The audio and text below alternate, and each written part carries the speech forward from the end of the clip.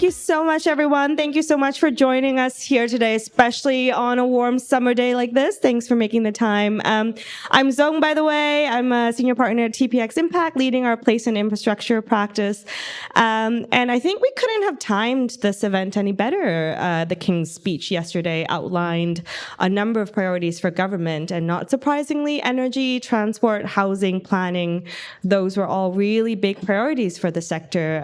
How do we accelerate renewable energy, transport infrastructure, make planning faster to make more homes? I think these are all really top of mind questions, I think, for everyone in this room. And what's the role of digital and data that can play in this? So I think we're really lucky today to have three wonderful guest speakers. Niki from National Grid, Matt from MHCLG, Ministry of Housing and Local Government, as well as Rob from Department of Transport, that are going to be sitting on these chairs in a minute and share a bit about the work that they're doing on digital and infrastructure. And you get to ask them all the questions that I won't be able to answer, but they surely will. I think before we get to that main event, I just wanted to, I'm supposed to tell you that, sorry, the exit is there. I think that's pretty obvious, but just, I think I have to say, here's the exit. But maybe less obviously, the toilets are right behind that door. James, wave, yes, point to the toilets. Thank you, James. You have a good career in flight attendants if you want a job change. That's where the toilets are. And to follow up, what is TPX Impact? TPX Impact, so we're a digital transformation agency, and we work with all kinds of clients, public sector, private sector, but usually do-gooders. So we believe in using digital and tech for doing, for navigating complexity and making change happen in the real world. And we've been slowly ramping up and creating a space for place and infrastructure to basically use digital to solve the challenges in place and infrastructure, and collaborating with many of the people in the room today. And I think for me, it's really special because throughout my career, I've kind of like ping-ponged between like either having to be, I have a planning background, so either feeling like I have to be a built environment person or being a designer and a digital person. And here I get to be both, which is like perfect for me, and actually finding other people who don't like those distinctions. And so I think before we get to the speakers, I think I want to make sure this is about community, and this is about building a community. And I wanted some time for us to get to know the audience. So I'm going to kind of play a game, but like this is not a competition. I'm going to ask for, you didn't know this was happening, did you? This is not a competition, but raise of hands and cheers. If anyone works in transport in the room, if you, in any way, if you're a transport person, woo, transport, yeah. Housing, yeah, housing. Planning, whatever that means. Oh, yeah. Local government. Central government. Ooh. Finance and investment. I know there's at least one person because I talked to you. Lynn, where are you? Yeah, you're in Venture. Yeah, exactly. I was like, I know there's one of you. Startup, technology. Yeah. Anything else that I've missed? Oh, energy. Sorry, how could I have missed that? That's like my whole thing. Yes, energy. Woo! Anything else that's missed? No other category. Digital. There we go. Well, find each other and talk to each other after. Yeah, great. So without further ado, I'd like to invite our panelists up. Niki, Rob, and Matt, I think these are the seats for you. I think the way that this is going to work, just for the audience, so I think similar to our TPX colleagues, I think you're each going to do kind of a small presentation just to introduce who you are, what kind of work you're working on, and then we'll have a little bit of I have a few questions prepared, but then it's really kind of opening up to the room. We want your questions to the panel. We want questions from the panel to the room. We want questions from the room to each other. It's a democratic event. Who's going first? Niki, I think you're up first, if that's okay. And if you don't mind just introducing yourself at the beginning. Great. Well, thank you firstly for having me here today. I'm Niki, and I'd like to say that my kind of career has been broadly centred on decarbonisation, sustainability, and innovation as well. Yeah. So, yeah, my career has been around sort of the sustainability, decarbonisation and innovation space. I started in the automotive sector, and much like some of the other presentations we've already heard today, I thought, well, actually, I want to double down on the bits that I really like, and that was decarbonisation. I was quite lucky to work on some sustainability-related projects quite early on, and the company that I worked for at the time were actually going through quite an interesting phase where delivering a vehicle is extremely, extremely hard, and they were shifting all of their processes to work more agile. So it's really interesting to see how you deliver hardware in a more agile way. That was super, it just blew my mind, really. But I wanted to do something more in decarbonisation and sustainability, which brings me to National Grid. And since then, it's been a career solving some really tricky decarbonisation challenges. But that's enough about me, because I want to kind of level set on energy a little bit. As we reach towards net zero targets, the scale of this challenge is absolutely enormous. The growth in energy demand is going to be huge, but particularly electricity. I work for National Grid, so I've got to talk about that. We're going to see an increase of up to 50% by 2035. That's huge growth in electricity alone. Now, that's primarily driven by new consumer demand, so EVs, heat pumps, new industries that we never really accounted for before. So growth in data centers, gigafactories, all of this good stuff is reaching towards this really high amount of electricity that we're going to see in the energy system. But that's coupled with moving away from fossil fuels and shifting from natural gas to other different types of molecules as well. So we've got an incredibly complex energy system that's not just electrons, but it's molecules as well.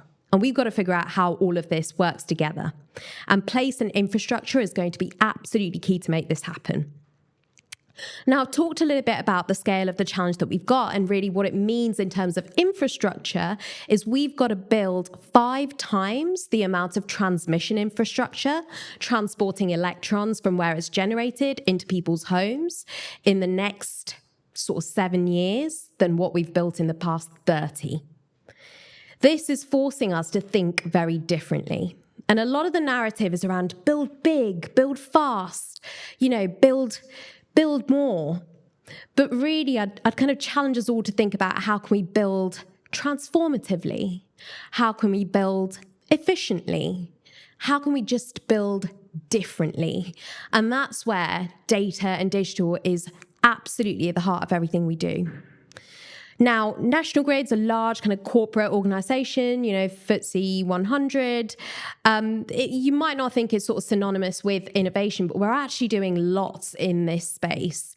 We've got lots of regulated innovation projects that are increasingly shifting to digital solutions. We've got our own in-house digital teams as well that we're really starting to scale up to sort of come up with more innovative ways through which we can deliver infrastructure. But we've also got our own corporate venture capital as well, where we're investing nearly $450 million in about 50 sort of startups that are all really leaders in delivering more innovative methods to deliver infrastructure in that kind of fast and efficient way that we want to see. And safety is really key for us. So, we want to make sure that all of these are done in a way that mitigates risk as much as we can. So the scale of the challenge is huge. And if I was to pick out kind of key themes that will be really core, I think we've heard some of this already today. It's the role of the consumer in all of this and the role of the end user. You could sit in your own silo and design all of these wonderful products, but who's using them and who's going to be using them is absolutely key.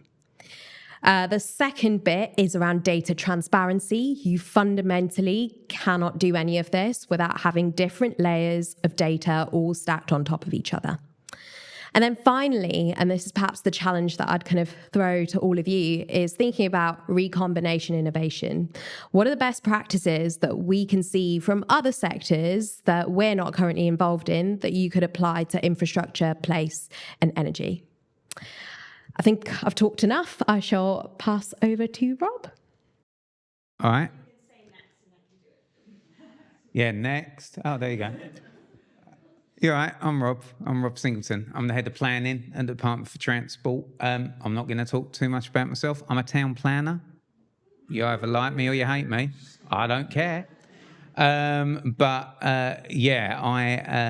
have been town planner for more time than I think you could probably serve in jail for certain crimes. But I'm going to talk to you a little bit about what DFT are doing in sort of that innovative digital space. The only thing I'm going to talk about is the DFT connectivity tool. Now, some of you might have heard of it, some of you might not have. If you haven't, where have you been? If you have, hopefully you think it's all right. Hopefully it goes to the next slide. So first I want to talk to you a little bit about my team. So I'm the head of planning. I head up the strategic planning team at DFT. We've got 3 principal functions. DFT is not necessarily the traditional place for town planners, possibly transport planners, but interesting stat, there's only one chartered transport planner in the whole of DFT. Shocking. But there's a lot of chartered town planners. So we create a strategic planning team to be a centre of excellence. So we basically act as a consultancy, advising our colleagues on how you deliver infrastructure up and down the country. We've delivered a professional network of planners that includes transport planners, environmental managers, and spatial planners, town planners, whatever you want to call them. But importantly, and this is one of our principal missions, we want to really deliver proper sustainable development located in and around connected places with good public transport infrastructure, the services that communities reasonably need. And I think it's pretty evident from every single manifesto, and particularly the current government's manifesto, that we need to deliver homes. And the reason we need to do it is, I think, the next slide.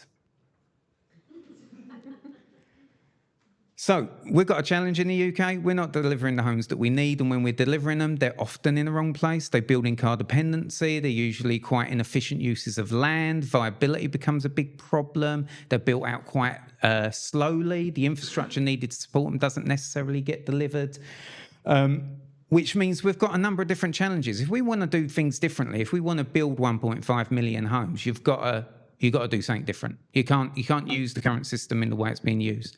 So we come up with some hypotheses, which is the next slide.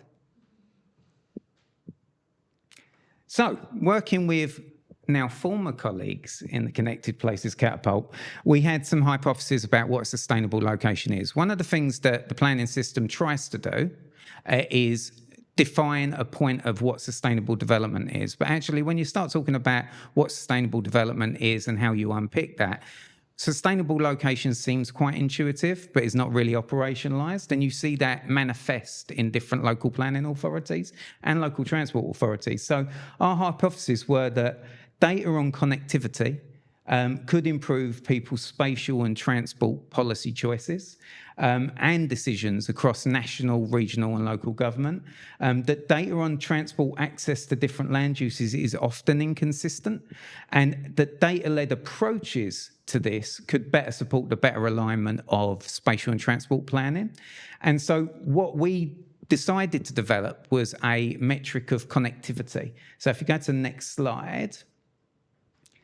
What is connectivity? Well, it measures someone's ability to get where they want to go by sustainable public transport means. And it accounts for different destinations, different modes of travel and different travel time. A lot of you will be probably familiar with public transport accessibility level in London. Transformative, really, in policy terms, in delivery terms. But all it showed was accessibility to public transport. It was agnostic about destination. So it didn't really reflect real world uses of transport. So we thought it's really important to understand where people would need to go, what services they need to access, to have a really true reflection of what a sustainable location is.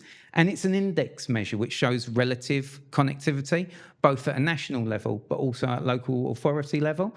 And through a lot of very clever trickery, which I am not going to bore you with because I haven't got a Scooby about it, but you put all of this data in, and what churns out trillion calculations later per 100 by 100 metre square of every part of England and Wales is a connectivity score.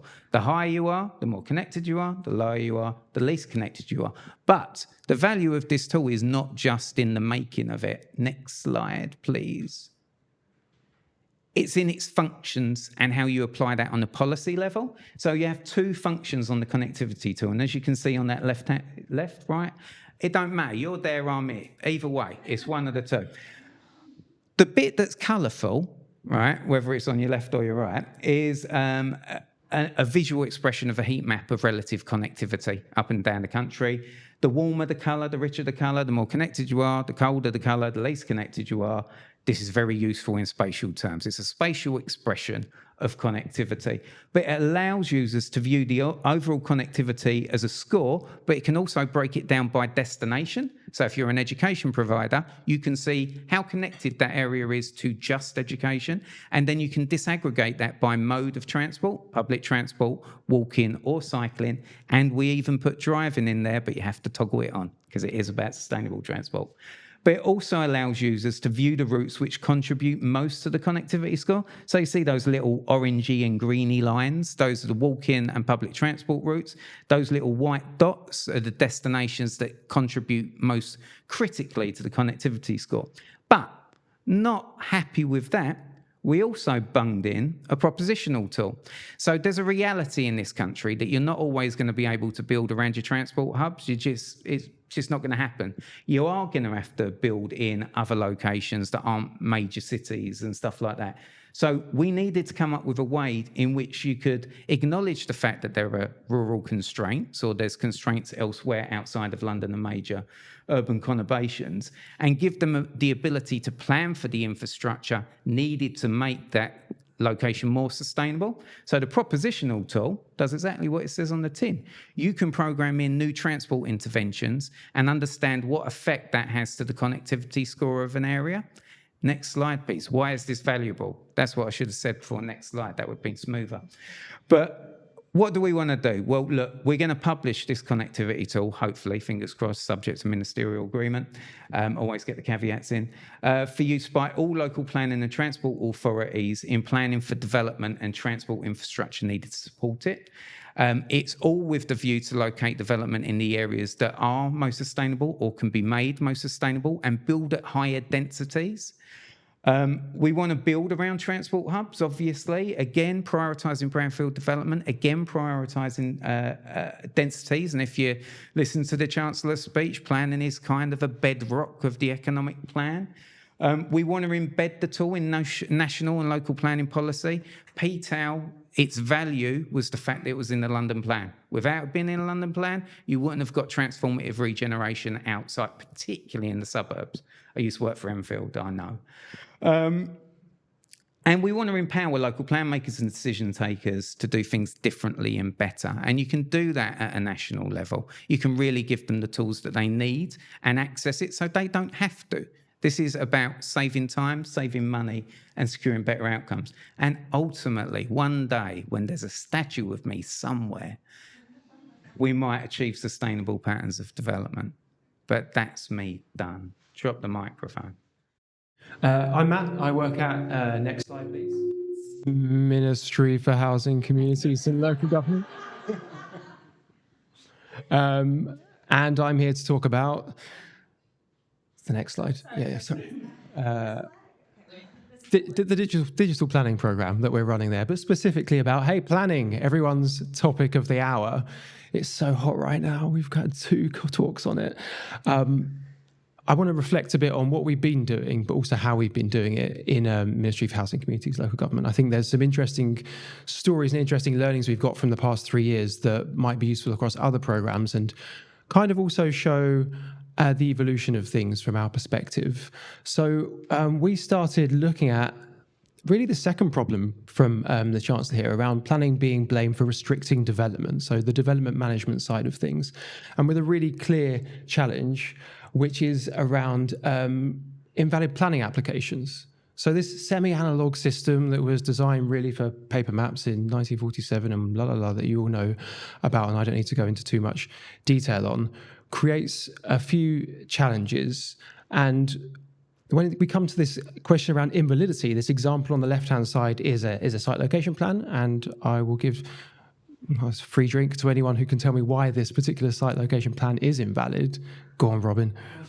No North Point. Something so simple. No scale bar. no North Point, and I guess kudos for anyone who can give you the third reason, because I have no idea what it is at this point. Okay, good. This is turning into a different event, but I love it. And these are the kind of things that could be very simply designed out with modern technology and modern service design. The real life impacts of these are that the kind of invalid planning applications to take a long time to resolve and are kind of clogging up the system, really, with applications of quite simple projects such as homeowner extensions, rather than these big meaningful schemes that we need to see across the country to address the housing crisis and much more. So we have a vision in MHCLG, which I think was written by someone in this room. Hi, Natalie. A few years ago in the planning white paper, which is for a new, more modular software landscape. But most importantly, this is about encouraging innovation, encouraging new technology that can come to market, and ensuring that the data that underpins the whole marketplace is more open and more easily consumable by many different organisations that might want to access it, but with a particular goal in our case of automating and improving the speed of planning decisions. Is really helped by having a clear target. I think this has been useful for us as a programme, which is to have, within 3 years, and thankfully the government came in before the election happened, the new government have come in before we get really harshly judged on this, but is 50% of local authorities processing planning applications 20% quicker. And I say that because it's a really useful framing for some of the decisions that we've had to make in terms of how we deliver the programme. The first thing we started by doing at the beginning was finding and funding the kind of people that were already out there thinking about how they could solve these problems, what those pain points were for them, and putting them in local authorities at the heart of reimagining what these services might look like. So that began as an exploration of development management services, of which we have been funding the development of this suite that allows members of the public to submit a planning application, planning officers to process it, and then kind of consultations and ultimately decisions to be published. What's, I think, unique and worth emphasising about these products is not just that they were built by local government, but they've kind of all been designed with user experience at heart. User needs, really important part of this. All the code and everything under it is open source. Crucially, though, it's about the data flow between these and the way that we're trying to capture data points differently at the start and share them across and expose them across all of the different parts of that product suite. Last but not least, worth saying that one of the great, I think, steps forward with the Plan X system is the codification of planning rules. So that's getting complex legislation and effectively turning it not into a data point necessarily, but into a node. So there's a decision that can be quite clearly made. All with this purpose of moving more towards greater automation. But that's not all we've been doing. So reflecting a bit on what we do as central government within this, I think we perform 3 main functions. One is as a funder. The second thing is this kind of lofty thing that I made up called an ecosystem orchestrator, which is where I think we're trying to sit there at the middle and see what works and identify the opportunities for funding interventions at different areas and different junctures within the planning system and between the different systems that are used. So we haven't just been funding kind of greenfield open source projects, but working with and funding councils to work with their existing suppliers. To see what kind of improvements that they can introduce. The last thing at the bottom is a kind of another made-up one, I think, co-design coach. So much of my role over the last 3 years has been encouraging people to play nice across different organisations, whether they're different local authorities or with private sector providers. And that's all really aimed at ensuring that it's solutions that work for everyone and that it really embrace the diversity of views and opinions coming out of different authorities and from different people in the planning sector. But whilst doing all of this wonderful product development activities, something a bit unexpected happened, which was that people that we'd funded to work on open source products over here and people that we'd funded to work on more proprietary products started saying, yeah, these show and tells that you're running for us, they're great, but actually we want more. We want to sit down and we want to talk about these challenges because we're not going to just adopt all of those open source things. We want to understand how we can take the learning there and apply it to how we're working with our existing proprietary systems. And so that really got us thinking, how can we provide better forums, better opportunities for exchange and co-learning between everyone that's involved in this network, which led us on to open digital planning. Open digital planning is a partnership across the public sector, really, local planning authorities and MHCLG in particular, coming together to think about the future of digital services for planning. But it's not just about products. So increasingly, we're starting to think about whole systems change and what are some of the enablers that we need for that. So we're providing funding to get local authorities started on their transformation journey, because some of the feedback that we got over the previous 2 years was that just some teams didn't know where to start at all. We've got a digital planning maturity assessment to help them get started with that. We provide access to training opportunities, support in publication of data. And I think maybe most interestingly moving forwards is we're starting to move towards a kind of collaboration and working group model where different local authorities from different areas are coalescing around common challenges and problem spaces. We're going to look at how we can provide funding for those local authorities to come together to address those in partnership with private sector, with each other, hopefully with other parts of the planning system, whether that's statutory consultees or others. So I think it's a really nice example of how we could all work better across different layers of government to deliver change. So my last few reflections, especially for anyone who's working on other kind of change projects, based on our learning have been finding the pathways towards effective change has been quite organic for us. It's always been based on learning, and it wasn't intentional to just set up a community and that would be the answer. I think the community is just a byproduct of everything, a byproduct of the alliances and things and the needs that people had forming into something that became a bit more formal. And the second thing is that absolutely a cooperative approach seems to be working and provides us as a department and different stakeholders involved with both credibility, scale, and hopefully longevity, so this doesn't need government funding forever. And then last but not least is just how messy this has all been over the last few years, and with apologies for people that have been dragged along the journey, have experienced the highs and lows that are in this room as well. I think that's okay, and I think that's part of embracing ambiguous contexts and adopting more agile approaches to change, being okay with that. Thank you so much. Lots of commonalities in some of the experiences and challenges you share. So we want this to be a really open dialogue, so it's not just like me asking the panel or like them. Like I really want to invite everyone in the room. I'll ask a question or two to start, but feel free to raise your hand. And we want to invite you in.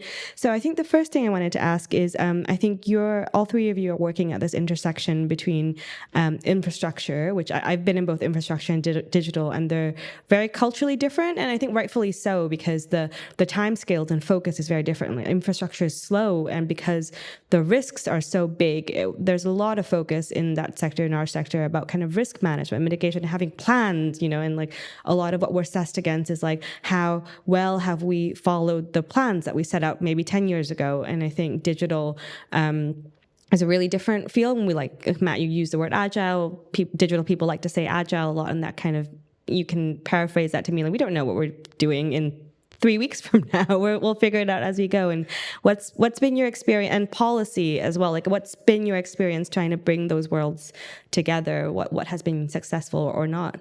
Well, look, I mean, infrastructure, particularly the infrastructure that I sort of work in is very strategic, very glacial sometimes, not only in terms of how long it takes you to build a business case, and then once you've done the business case, it's how long you take to do all of the kerfuffly stuff to get a DCO ready, to get your consent, and that's not even before you've sort of get rid of your requirements, and you haven't even put anything in the ground yet, and there's lots of moving parts, and it's very difficult to sort of extrapolate a digital approach to that. There's certain points in that process that you can smooth it through a digital approach, but I think critically, for the Department for Transport, equally for local authorities when they're thinking about local infrastructure and stuff like that, is how they can use data to evidence the need for different types of interventions. I think one of the things that there's sort of sometimes a bit of an absence of data on that people tend to forget about quite a lot, but probably not so much now because of Active Travel England, is active travel and how much benefit that has and how little it actually costs and how it can enhance the real world living experience of people. But again, that should be data-led. There should be metrics out there. There should be data out there that people can just draw on. And they don't have to make this big, long, impassioned plea for cycling. There's just, what the evidence is because everyone understands the data. So I think there's some procedural matters that you can streamline through a data-led approach without shadow of doubt. I think we were talking earlier about, even how the public interface with what are sometimes highly complex applications and how they can't even navigate that. Just really simple things about navigating that information, getting them what they need so that they can make an informed judgment about whether they like it or not, So I think there's lots of opportunities for data to help. Do I think it's going to mean that we're going to build, X rail link in 5, 6, 7, 10, 20, whatever years? Probably not necessarily, but who can say? At National Grid, we're dealing with it doesn't really like me today. We deal with kind of multi-million pound investments in infrastructure assets. So, yeah, we've got multi-million pound investment sort of infrastructure projects. And the key word you hear a lot is risk. Everyone spends a lot of time talking about risk. And the earlier you do things, when you kind of left shift your project, so you spend more time in the kind of scoping, optioneering and planning stages, it just mitigates risk, whether that's cost, resources, time, whatever, further down the line.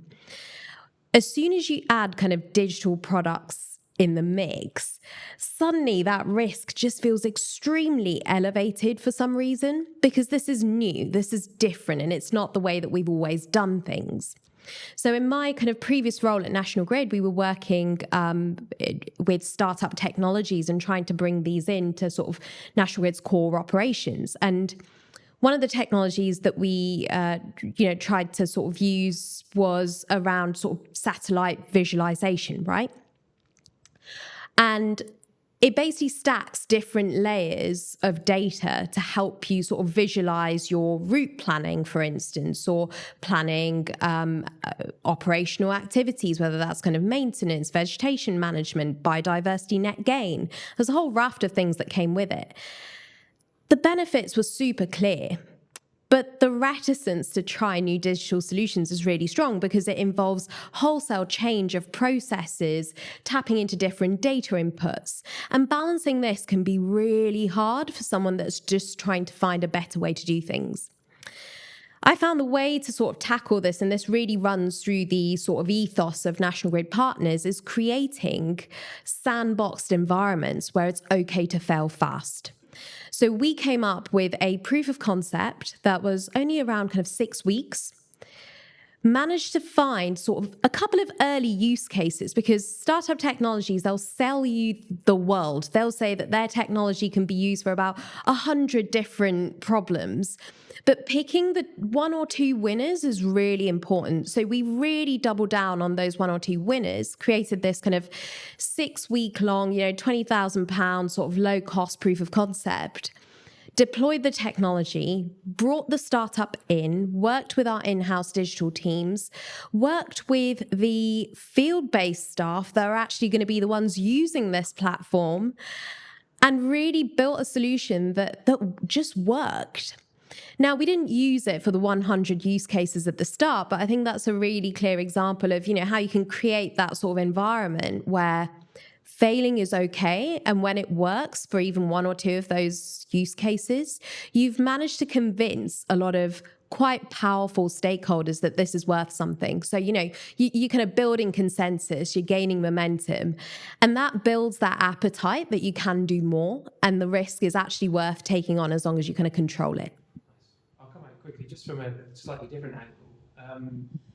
So last financial year, we were running 28 local authorities, and this year we're working with over 100. And by encouraging them to work on tangible projects, they kind of got a lot of exposure and the needs to learn, I suppose, different digital skills, things that you might understand, like user research, user-centered design, content design, agile ways of working. And we've also encouraged them, and where possible, pushed them to go on particular training to learn about agile software development and these sorts of things. And I think what we've seen is just how valuable that's been in flipping people's mindsets about how they just approach problems from a very waterfall kind of way to seeing how things can be done differently. Now, clearly that works really well and helps us to deliver the work that we're doing. But I think the longer term impacts of that and what we're trying to do there could go much further. So when we look at local plans and the kind of this stat that, you know, on average a local plan takes 7 years to publish, how can they be more responsive? Well, they probably can't be more responsive, and they can't be quicker if you're kind of applying that top-down, very waterfall mindset to things. But if you start to see problems in a slightly different way and have that different framing and a bit more comfort and exposure to what that looks and feels like, maybe there are different mindsets that could be applied to those sorts of challenges. So that's just some thoughts around some of the opportunities I see with that side of things. Really interesting. I think picking up on kind of, Matt, what you were saying about helping planners or local authority get more comfortable with digital and agile. I think what's really exciting is we have, I think, you know, with the convergence of this world, we have many people in digital, like in user research or technology, increasingly finding this wonderful space in place and infrastructure where they can add value and solve some problems. And you know, in government as well, kind of GDS and kind of digital teams increasingly working with policy teams and infrastructure teams on these kind of challenges. Any advice you have to digital teams and digital skills when kind of coming into this new world of infrastructure? What works well, what doesn't work so well? So I'm going to share some reflections on the connectivity tool. Now, I've told you that I'm not a data person. I don't know how the clever stuff happens. As far as I'm concerned, elves do it somewhere, and it comes up with a pretty colour that I can use in policy terms. But I think sharing the experience of that journey is quite important. Honestly, GDS was impenetrable for me. Absolutely impenetrable. And it was like, you know how you can get two versions of the truth? That seems like all I had, and they were polar opposite to each other. I mean, going through alpha assessment and now we're going through beta assessment, honestly, my mind boggles. But I think my one reflection on all of that, because we are trying to be innovative, and, you know, I'm a dinosaur of a town planner. I even still call myself a town planner. I mean, it should be something more jazzy. But early engagement with the people who know what they're doing is so important, and getting a good team around you who can go on that journey with you and support each other, even if they're coming from a layperson point of view, is really important. And equally, getting that exposure to those people in GDS where they are the experts, but you can have a reasonable discussion and look like a moron. I mean, I typically look like a moron. I probably do today. But the simple fact of the matter is that having that engagement early and navigating that terrain, so hopefully the next time we do it, and God help me, I don't think I'll ever do it again, is really important. And then sharing those reflections. I think if we could have done that, that would have been great. I think the Connected Places Catapult helped us a lot with that. Again, I am a bit of a pleb, so I can't remember any of it, but, you know, it made it seem like it made sense. And now, slowly but surely, I'm understanding, not only always knew the value and the power, but I now kind of know the mechanics. And that's really useful, because if I ever give advice to someone else about going through this journey, I'm in a much better place to do it, and their experience will be hopefully much better than mine. But that's my own reflection. I think there's also like the power of prototyping and sharing that. So an interesting story from a few years ago was when I gave someone in our planning policy team a run through of the Plan X service and showed, well, this is what permitted development looks like. This is how the service works. And he said, that's great, but you know, you can't do that for anything beyond permitted development, can you? I said, well, why not? He said, because it doesn't work like that. So I'm there talking to the policy person who can literally change some of the rules around this, but it doesn't work like that.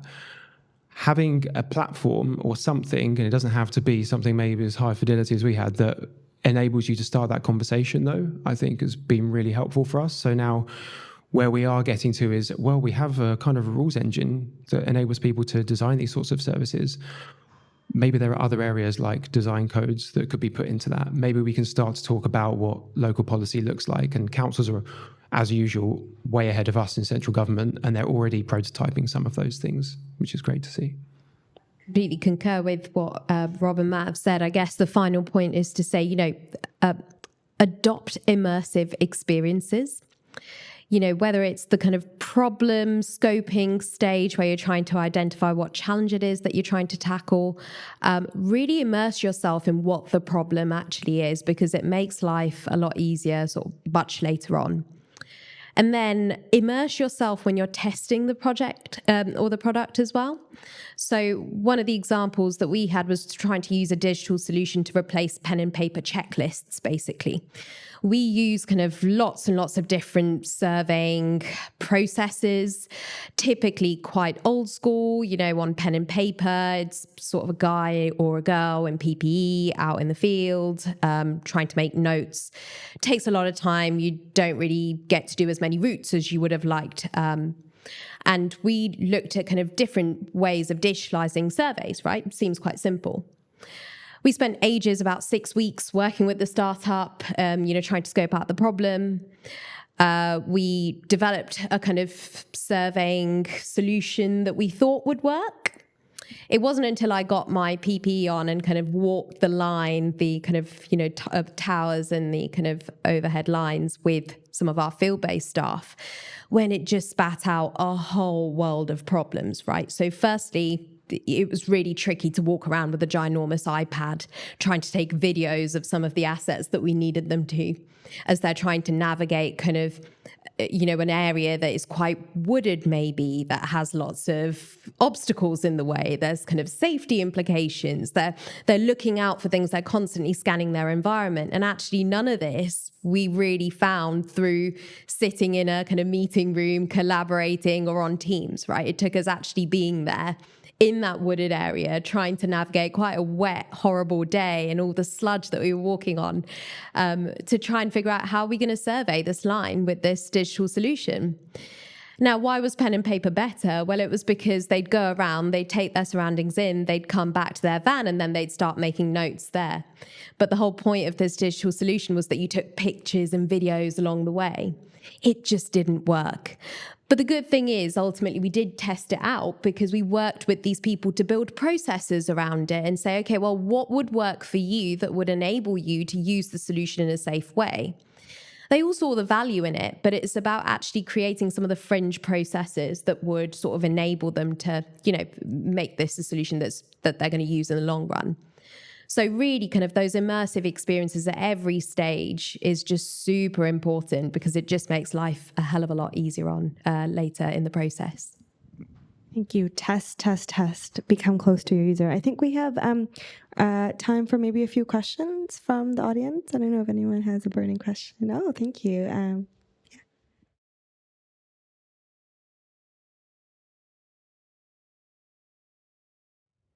Good question. Cloud computing costs is part of the reason. See, now I sound intelligent, isn't it? Like I know what that is. But part of, we're trying to figure out who needs to have access to it. Obviously, our sort of hypothesis was around the spatial and transport planning systems, and that resides in the local planning authority. So our initial pitch was that it would be free at the point of use for local planning authorities and local transport authorities. Yeah, that does not mean that we're going to limit it to that. What we need to understand is, with a tool like this, it all comes down to a bit of money as much as anything else. We're not really too sure how much it's going to cost us to maintain and update it on a regular basis anyway. And like I say, because I sounded really clever, that cloud computing cost stuff can exponentially increase depending on the number of users that you've got interfacing with it. So it may well be that there's a, public sector and other charitable organisations free access point, and it might be that it's commercialised for, say, developers who would see value in this as much as anything else. No decision on that's been made. So whilst my pitch was this about local planning authorities and transport authorities, don't think it isn't with the intention that people would find added value in this tool. They definitely would, but ultimately we have to pick our target market. And through our user research that we've been doing to develop the tool, what you've seen on the screen, it's evolved significantly since then. But we're still on this journey. And at one point we'll figure that stuff out, and then hopefully people will be able to use it and get really good outcomes, or fundamentally criticize me, at which point I'll probably emigrate. Thanks for that. Any other question? Yeah, go.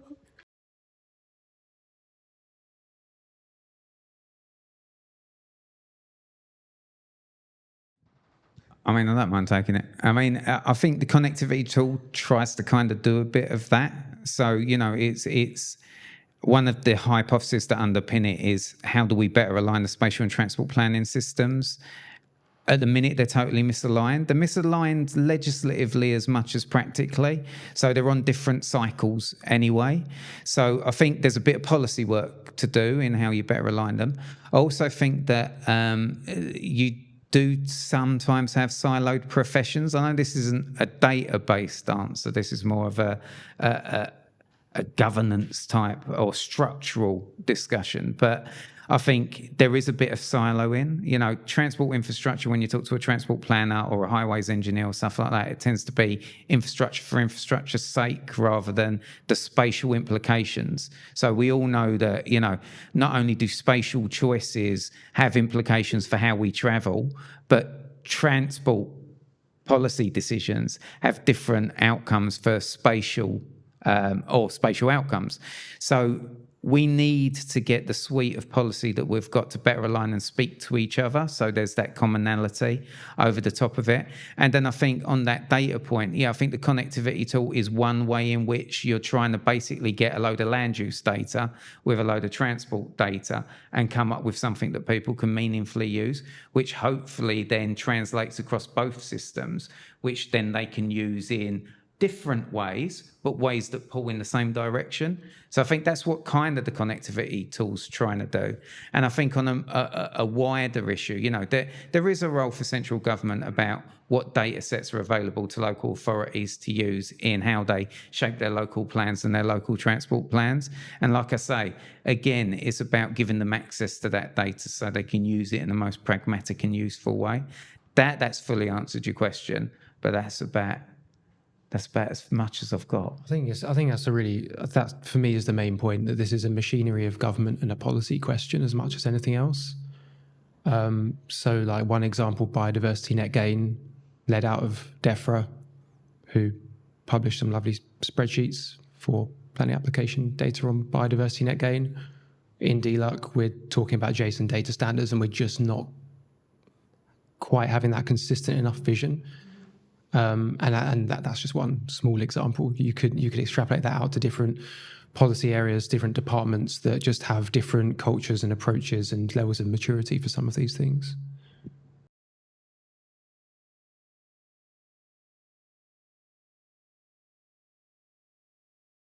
Actually a key policy ask for us at National Grid, because at the moment we're grappling with all of these different planning mechanisms, right? So I'm going to just say a whole bunch of acronyms here, but we've got the SSEP, we've got the CSMP, we've got RESPs, we've got LEAPs. It's just madness. But I think what we understand that each of these planning mechanisms is going to bring real value for the scale at which it operates. But what we're not so clear on is, how are all of them going to sort of interact with each other, or what's the governance that's going to make sure that these planning mechanisms, don't duplicate what each other is going to do, but then also kind of don't, I suppose, just delay the transition any further. So it's a kind of policy ask for us, and couldn't agree more. It's something that we keep asking for, is more clarity on this topic. The National Energy System Operator is on the hook for kind of solving some of these really tricky challenges, and they're recruiting lots and lots of planners at the moment. So I don't work for them, I must say that. But it just shows that we really need to throw a lot of people here that have that kind of local view, but also a much more national, holistic view as well, and that ability to sort of tie these two together to drive the right outcomes. Thank you. I've been told we have room for one more last question, so last call. Yeah, go for it.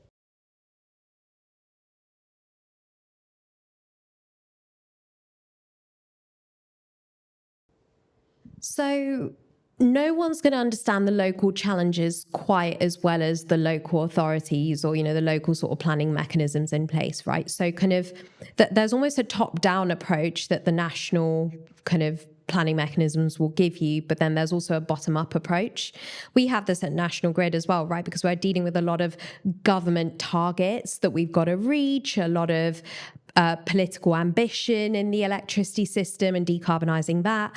We've got to couple that with what local authorities want to do as well, which is sometimes very different when they're working on quite tight resources, tight budgets to, somehow we've got to play matchmaker in all of it. I think I'm going to say the C word again, but it's collaboration. You've got to keep collaborating and speaking to these people and constantly build in views that will help firstly address the local issues, because I think that's really important. There's people at the end of this, but equally not losing sight of what is the target that we're kind of achieving in amongst the sort of net zero transition. Governance is key, and getting that governance is so important at every layer. I know that hasn't fully kind of answered your question, because if it had done, then we wouldn't be sat here talking about it. We'd be solving all of the problems of the world. But hopefully it kind of shows some of the challenges that we're grappling with across these different planning mechanisms. I think that's it for the formal programming. Please keep talking to each other. There's lots of food. There's lots of drinks. Specifically asked for some Prosecco, so I know it's there, and pizza as well. Just really had to make sure I have my priorities right.